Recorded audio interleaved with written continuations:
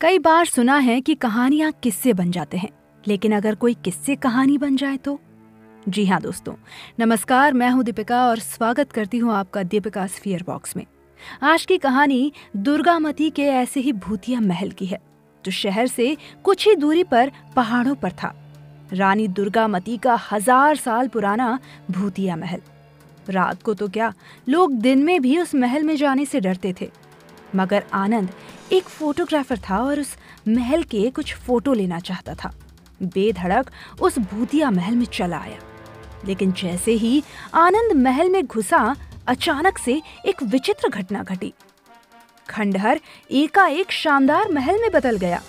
उसमें बनी रानी दुर्गामती की हजारों साल पुरानी संगमरमर की धुंधली सी मूर्ति सफेद दूध सी चमकने लगी। उसी पल मूर्ति के ऊपर एक बिजली कौंधी और उसमें से रानी दुर्गामती भूतनी बनकर बाहर आई। सजी धजी और 16 सिंगार किए हुए सुंदर और जवान भूतनी। उसने आनंद से कहा, राजा सूरजभान, मैं दुर्गामती हूँ, तुम्हारी दुर्गामती। पूरे 1000 साल बाद आए हो। 1000 साल से मैं तुम्हारे लिए भूतनी बनकर इस महल में भटक रही हूँ। ये नजारा देख आनंद का दिल दहल गया और उसकी सांसें थमने लगी। मगर फिर भी उसने हिम्मत करके कहा, मैं राजा सूरजभान नहीं हूँ, मैं तो आनंद हूँ, एक मामूली सा फोटोग्राफर। उसकी बात सुनकर भूतनी मतलब रानी दुर्गामती की आत्मा ने गंभीर होकर आनंद को बताया, तुम इस जन्म में आनंद हो, मगर उस जन्म में राजा सूरजभान थे। तुमने एक साधारण सैनिक की बेटी दुर्गामती को अपनी रानी दुर्गामती बनाया था। आलीशान महल बनवाया था उसके लिए और उसी महल में उसकी संगमरमर की मूर्ति भी बनवाई थी। मगर फिर एक छोटी सी बात के लिए उसका सिर धड़ से अलग कर दिया था। सिर्फ इसीलिए कि उसने मूर्ति बनाने वाले मूर्तिकार से हंसकर तो बातें कर ली थी और वो तुमसे सहन नहीं हुआ था।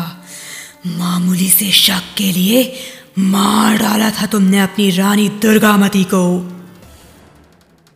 ये कहकर अचानक ही रानी दुर्गामती को गुस्सा आ गया और उसका सिर धड़ से अलग होकर जमीन पर जा गिरा।